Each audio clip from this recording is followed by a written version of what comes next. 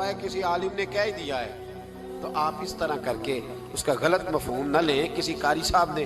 اور قاری صاحب کو شوق کوئی نہیں ہوتا پیسے اکٹھے کرنے کا, وہ تو کمیٹی والے کہتے ہیں نہ اکٹھے کیے تو چھٹی کرا دینی ہے, اس لیے وہ اکٹھے کر لیتے ہیں بیچارے کئی دفعہ اسپیکر کھول کے. تو اب وہ جو سن رہا ہے اس کا بھی پریشر بڑا ہوا ہے, کہتا ہے ساؤنڈ نہیں دیتا پہ بہن. تو بارک اللہ فی اہلک و مالک, اللہ تیرے اہل میں بھی برکت کرے, اللہ تیرے مال میں بھی. یعنی جب بھی تمہیں کوئی ہدیہ دے تو اس کے مال کے لیے بھی دعا کرو اور اس کی اولاد کے لیے بھی دعا کرو. یہ حضور نے ہمیں سکھایا ہے. قرض ایک صحابی پہ بڑا چڑھ گیا تو حضرت عبداللہ ابن مسعود سے کہنے لگے قرضہ بڑا چڑھ گیا, فرمانے لگے تمہیں وہ دعا نہ سکھاؤں جو ہمیں نبی پاک نے سکھائی ہے. فرمایا اگر تمہارے اوپر پہاڑ کے برابر بھی قرضہ ہوگا تو اللہ تمہارے قرضے کا بندوبست فرما دے گا. پر مسئلہ یہ ہے دعائیں یاد کرنی پڑتی ہیں اور پڑھنی پڑتی ہیں. یاد کرنی پڑتی ہیں اور ہم ہیں تعویذ پہ لگے ہوئے کہ کچھ لکھ کے دے دیں تاکہ باندھ لوں. دعا سکھائی نبی پاک نے, کیا فرمایا اللہم اکفنی بحلالک عن حرامک واغننی بفضلک عمن سواک. فرمایا یہ دعا مانگا کرو, اے اللہ مجھے کفایت کرنے والا رزق عطا فرما اور مجھے حرام سے بچا اور مجھے اپنے فضل کے ساتھ دوسروں سے بے نیاز کر دے. یعنی اس کا سادہ ترجمہ یہ ہے کہ اللہ بندوں کا محتاج نہ کر, مجھے اپنا محتاج. فرمایا یہ دعا پڑھو ادائے قرض کے لیے, ادائے قرض کے لیے یہ دعا پڑھو. اللہ تبارک و تعالی پہاڑ کے برابر بھی قرضہ ہوگا تو تمہیں اللہ اس سے نجات عطا کر دے گا. نبی پاک صلی اللہ تعالی علیہ وسلم نے ایک حدیث میں غصے کی دعا بھی بتائی ہے. ویسے میرے خیال میں لوگوں کو غصہ نہیں آتا, آج کل غصہ نہیں آتا, لوگوں میں تکبر آ گیا ہے. اپنے سے چھوٹے پہ غصہ آتا ہے, اپنے سے تگڑے پہ کیوں نہیں آتا. جس آدمی نے گلی پہ خیرات مانگنے والے پہ غصہ کیا وہ ایس ایچ او صاحب پہ کیوں نہیں کرتا. غصہ تو غصہ ہے نا, سب پہ ہونا چاہیے, لیکن بڑا سمجھدار غصہ ہے. غریب آدمی کو دیکھ کے غصہ آتا ہے, امیر آتا ہے تو غصہ نکل جاتا ہے. تو میں تو کہتا ہوں لوگوں کو غصہ, اگر تجھے غصہ آتا ہے تو مار دیوار کے ساتھ ٹکر تیرے غصے کی سمجھ آئے. یہ کس قسم کا غصہ ہے جو غریب پہ ہی ہاتھ اٹھا رہا ہے. تو خدا را خیال فرما, غریبوں کے حق میں بڑا غصہ, مجبوروں کے حق میں بڑا غصہ, ماتحتوں پر. اور اگر چودھری صاحب آ جائیں تو چودھری صاحب آ جائیں تو پھر بہانہ بنا لیتے, کہتے غصہ تو مینوں بڑا آیا سی, پھر میں کیا اور میرے گھر آیا ہے, پھر بہانہ بنا لیا. ایسے نہیں کرو. نبی پاک صلی اللہ علیہ وسلم نے دعا سکھائی بخاری میں, فرمایا جب غصہ آئے تو پڑھا کرو اعوذ باللہ من الشیطان. آتی ہے نا دعا ماشاءاللہ, اعوذ باللہ من الشیطان. جب غصہ آئے تو یہ والی دعا پڑھ لیا کرو. نبی پاک علیہ الصلوۃ والسلام نے ارشاد فرمایا کہ جب تمہارے بھائی کو چھینک آئے نا تو چھینک آنے والے کو کہنا چاہیے الحمدللہ. چھینک آئے اس نے کیا کہنا ہے, یاد ہو جائے گا کیا کہنا ہے, الحمدللہ. اور جو سنے اس نے کہنا یرحمک اللہ. کیا کہنا ہے, یرحمک اللہ, اللہ تجھ پہ رحم کرے. یہ پڑھنا ہے اس نے. حضرت عبداللہ بن مبارک رحمۃ اللہ تعالی علیہ نا دریا کے کنارے کھڑے تھے, کشتی سے اترے تھے ابھی اور وہیں کھڑے تھے. تو ایک آدمی, دو چار لوگ کشتی میں کنارے سے آپ کے پاس سے گزرے تو ایک کو چھینک آئی, اس نے کہا الحمدللہ. اب سنت ہے کہ جواب دو یرحمک اللہ, اللہ تیرے اوپر رحم فرما. جواب دینا تھا لیکن وہ کشتی تیزی سے گزر گئی. حضرت عبداللہ بن مبارک رحمۃ اللہ تعالی علیہ نے ملاح کو بلایا, فرمانے لگے اس کشتی کا پیچھا کرنا ہے. وہ کہنے لگا سواریاں بیٹھیں گی تو جاؤں گا. اس زمانے میں جو پوری کشتی کا ایک سائیڈ کا کرایہ تھا وہ 5 دینار تھا. فرمانے لگے تو نہ اس طرح کر, اسپیشل مجھے لے جا بٹھا کے. کیا لے گا, اس نے کہا 20 دینار لوں گا. فرمایا 20 ہی دوں گا. اس کشتی کا پیچھا کیا اور جس آدمی کو چھینک آئی تھی نا اس سے جا کے یرحمک اللہ کہا. اس نے جواب میں جزاک اللہ کہا. تو آپ فرمانے لگے میرا کام ہو گیا, واپس چل. ملا دنیا دار تھا, وہ سوچنے لگا. پہلے تو اس نے سوچا میرا کیا ہے, 20 دینار تو ان کے گئے ہیں. لیکن جب اترنے لگے نا تو 20 دینار دیے یا 20 درہم دیے. تو وہ کہنے لگا حضرت جی صرف ایک لفظ کہنے کے لیے آپ نے اتنا پیسہ خرچ کر دیا. فرمایا لفظ کہنے کے لیے نہیں, اپنے مصطفیٰ کی سنت ادا کرنے کے لیے, اپنے نبی پاک علیہ السلام کی سنت ادا کرنے کے لیے. یرحمک اللہ, اللہ تیرے اوپر رحمت کرے. کس طرح کا خوبصورت انداز سکھایا ہے. دیکھیے ایک حدیث ترمذی شریف میں نبی پاک صلی اللہ علیہ وسلم نے فرمایا کسی بیمار کو دیکھ کے یا کسی مصیبت میں مبتلا آدمی کو دیکھ کے تم یہ دعا پڑھ لو، تمہیں کبھی وہ مصیبت نہیں آئے گی۔ کیسی خوبصورت دعا ہے، کسی مصیبت زدہ کو بیمار کو دیکھ کے پڑھو، تمہیں کبھی وہ مصیبت الحمدللہ الذی عافانی مما ابتلاک بہ وفضلنی علی کثیر ممن خلق تفضیلا۔ اللہ تعالیٰ کا شکر ہے جس نے مجھے اس مصیبت سے عافیت دی اور اس بیچارے کو یا تجھے اللہ نے مبتلا کیا، اور اللہ نے مجھے اپنی بہت ساری مخلوق پہ فضیلت دی ہے، یعنی اللہ نے مجھے بڑا اچھا رکھا ہوا ہے یار، میں تو الحمدللہ بڑا اچھا ہوں، دیکھو بیچارہ۔ یعنی یہ دعا بھی ہے اور اپنے اوپر شکر ادا کرنے کا ایک۔ اعلیٰ حضرت فاضل بریلوی رحمت اللہ تعالیٰ علیہ کو نا گلے کے اندر چھوٹی چھوٹی 2 پھنسیاں نکل آئیں، تو اس زمانے میں طاعون کا مرض پھیلا ہوا تھا۔ ایک بڑے قابل حکیم کو لایا گیا، انہوں نے چیک کر کے کہا آپ کو تو طاعون ہو گیا ہے، فرمانے لگے چل دوڑ جا، مجھے طاعون نہیں۔ اس نے کہا جناب یہ گلے پہ بنا ہوا ہے اور سب کو پتہ ہے آج کل پھیلا ہوا۔ فرمایا سب کو ہو سکتا ہے، مجھے نہیں ہو سکتا۔ کیوں؟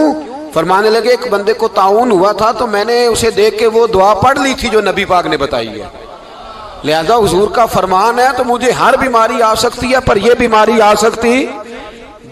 وہ شخص کہنے لگا جی منہ میں بھی گلٹیاں چلی گئی ہیں، کھول نہیں رہا، کیا ہوگا؟ اعلیٰ حضرت نے کالی مرچ منگوائی، اسے پیس کے زبان کے نیچے رکھا تو ساری بیماری دور ہو گئی۔ فرمانے لگے بلاؤ نہ ذرا اس حکیم کو جو کہتا تھا طاعون ہو گیا ہے، وہ تو صحیح ہوتا ہی نہیں اتنی جلدی۔ فرمایا ہر چیز بدل سکتی ہے پر میرے نبی کا فرمان نہیں بدل سکتا، میرے رسول پاک علیہ السلام کا فرمان نہیں بدل سکتا۔ تو عزیز دوستو، نبی پاک، اب بڑی خوبصورت بات آئی، ساری خوبصورت تھی، بڑی پیاری بات آئی۔ دنیا میں سب سے حسین چہرہ اللہ نے اپنے رسول کو عطا فرمایا ہے۔ نبی پاک کا چہرہ بھی حسین ہے، مکھ چند بدر شاہ شانی ہے، متھے چمک دی لاٹ نورانی ہے، کالی زلف تے اکھ مستانی ہے، مخمور اکھی ہے مد بھری۔ پیارا چہرہ ہے حضور کا، جتنا چہرہ پیارا تھا اتنے ہی حضور کے اخلاق بھی بڑے پیارے تھے۔ لیکن میرے نبی پاک علیہ السلام جب آئینہ دیکھتے، کیا دیکھتے؟ حضور جب آئینہ دیکھتے، ہمارے نوجوان بھی سارا دن آئینے کے آگے کھڑے رہتے، کبھی بال اس طرح کے بناتے ہیں کبھی اس طرح کے۔ تو میرا کئی دفعہ دل کرتا ہے کہ میں ان سے کہوں کہ تو آئینے کو کہہ رہا ہے جھوٹ بول، پر وہ کیسے بولے؟ تو کہہ رہا ہے آئینے کو کہ تو کیا سب سے پیارا تو ہی لگ رہا ہے، پر وہ کیسے بولے؟ اس نے تو سچ بتانا ہے۔ ان کو آئینہ جو دکھایا تو برا مان گئے۔ تو میرے عزیز یاد رکھیے گا، نبی پاک صلی اللہ علیہ وسلم بھی آئینہ دیکھتے۔ آئینہ دیکھنا حضور کی سنت ہے، کوئی سنت سمجھ کے آئینہ دیکھے گا تو ایک دفعہ دیکھنے پر 100 شہیدوں کا ثواب ملے گا۔ لیکن نبی پاک صلی اللہ علیہ وسلم آئینہ دیکھتے کیا کہتے؟ اللہم انت حسنت خلقی فحسن خلوقی۔ یا اللہ، یہ دیکھیں حضور نے ہمیں سکھایا ہے، یا اللہ جس طرح تو نے میری صورت اچھی بنائی ہے میری سیرت بھی اچھی بنا دے۔ یہ ہمیں سکھانے کے لیے دعا، یا اللہ جس طرح صورت اچھی بنائی ہے، جس طرح تو کہتا ہے نا اس دفعہ اس وقت دیکھ لو کپڑوں پہ کوئی داغ نہیں، تو دعا کیا کر باطن کے بھی اللہ داغ دور فرما دے، یہ والا سارا معاملہ بھی ٹھیک ہو جائے۔ آخر کی طرف آتا ہوں، فرمایا جب کھانا کھانے لگو تو دعا مانگو، اور ایک روایت میں فرمایا یہ دعا پڑھ لو، کھانے میں زہر بھی ہوگا تو تم پہ اثر نہیں کرے گا۔ کھانے پہ ایسے میں بڑی تکلیف سے کہتا ہوں کہ آج بھی ہمیں کہنا پڑتا ہے کہ بہت سارے لوگ ایسے ہیں جو ابھی بھی کھانے سے پہلے بسم اللہ نہیں پڑھتے۔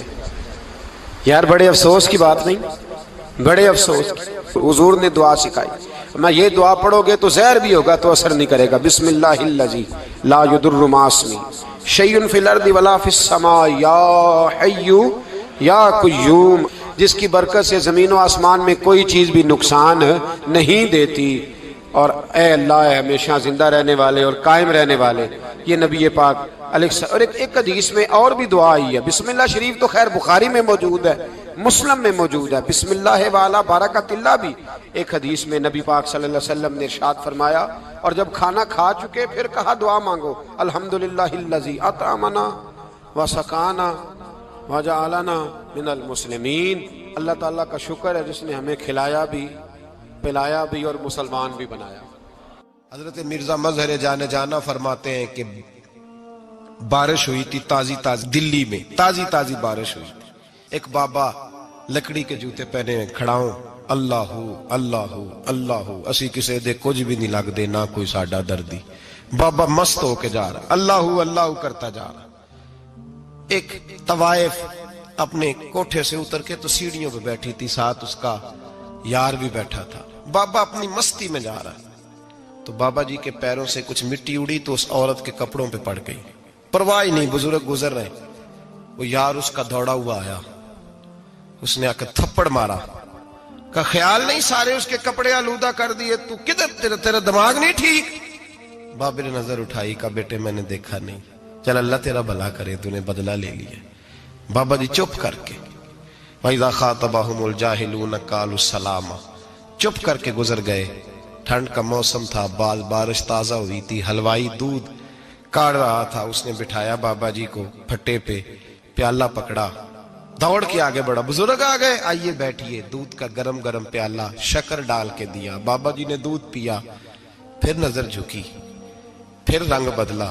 کہنے لگے مالک تو کتنا بے نیاز ہے، کہیں تھپڑ مرواتا ہے، کہیں دودھ پلاتا ہے. تیری بے نیازی ہے نا، ادھر تھپڑ مروایا، یہاں دودھ پلایا، تو ہی جانتا ہے تیرے رنگ کیا ہے. ابھی بابا وہیں بیٹھا تھا، دوڑے آئے پیچھے سے لوگ، شور ہوا. بابے کو دبوچ کے وہاں لے گئے جہاں اس نوجوان نے تھپڑ مارا تھا. کہا تو اللہ کا بندہ ہے، اللہ کے بندے بد دعا تو نہیں دیتے. ہوا کیا؟ کہا تو نے بد دعا دی ہے؟ کہا نہیں دی، بات بتاؤ. کہنے لگے اس نے تجھے تھپڑ مارا ہے، چھت پہ چڑھا ہے، پیر پھسلا ہے، گردن کے بل گرا ہے، منکا ٹوٹ گیا، مر گیا ہے، تو نے بد دعا دی ہے. بابا جی کہنے لگے یار میں نے تو دوسرا لفظ بھی نہیں کہا، بھلا ہو کہہ کے گزرا ہوں، میں نے نہیں بد دعا دی. کہا تو نے دی ہے تبھی تو مر گیا. کہا نہیں دی. کہا بابا تو بزرگ آدمی ہے، سچ بول. تو بابا جی کہنے لگے سچ سنو. پھر میں آ رہا تھا، میرے پیروں سے مٹی اڑی، اس کے یار کے کپڑوں پہ پڑی، اسے برا لگا، اس نے مجھے مارا. جب اس نے مجھے مارا تو میں کوئی لاوارث تو نہیں تھا، جب اس نے مجھے مارا تو میں کوئی لاوارث تو نہیں تھا. مجھے دشمنوں نہ چھیڑو، میرا ہے کوئی جہاں میں ابھی پکار لوں گا، نہیں دور ہے مدینہ. اس نے مجھے مارا تو میں کوئی لاوارث تھا کہ میرا بدلہ کوئی نہ لیتا. اس نے مجھے مارا ہے تو میرے یار کو برا لگا تو اس نے اسے مار دیا ہے، میری تو غلطی کوئی نہیں. یاروں کا جھگڑا ہے، یہ تو دوستوں کا جھگڑا ہے، یہ تو یاروں کا جھگڑا ہے، کوئی غلطی نہیں میری، کوئی غلطی نہیں. خش خش جنہ قدر نہیں میرا، اے میرے صاحب نو وڈیائیاں، میں تے گلیاں دا روڑا کوڑا، میں گلیاں دا روڑا کوڑا. میں نو محل چڑھایا ہے سائیاں، میں نو محل چڑھایا ہے سائیاں. فرمایا اس نے مجھے لاوارث سمجھا تھا کہ تھپڑ مار کے گزر جائے، میرا کو پوچھے گا ہی نہیں. میرے رسول پاک علیہ السلام کے بارے میں رب فرماتا ہے ابھی میں تو تیرے ہوتے ہوئے کافر کو سزا نہیں دیتا کہ تو موجود ہے. یاد رکھیں حضرت فضیل بن عیاض فرماتے ہیں ایک جوان تھا، مسجد میں آیا، لوگوں سے کہنے لگا روٹی کھلاؤ. کسی نے توجہ نہ کی. اس نے کہا میں رب بتانے والا ہوں، میری طرف دیکھو تو صحیح. کسی شخص نے خیال ہی نہ کیا. پھر اس نے کہا یار تھوڑا سوچو. نمازیوں سے کہا، اہل علاقہ سے کہا، انہوں نے کہا تیری طرح کے بڑے درویش دیکھیں. مسجد کے محراب میں وہ رب کریم کا بندہ انتقال کر گیا. جب فوت ہو گیا نا، لوگوں کا مزاج ہے بیمار کو دوائی نہیں دیتے، جنازے پہ وقت پہ پہنچ جاتے.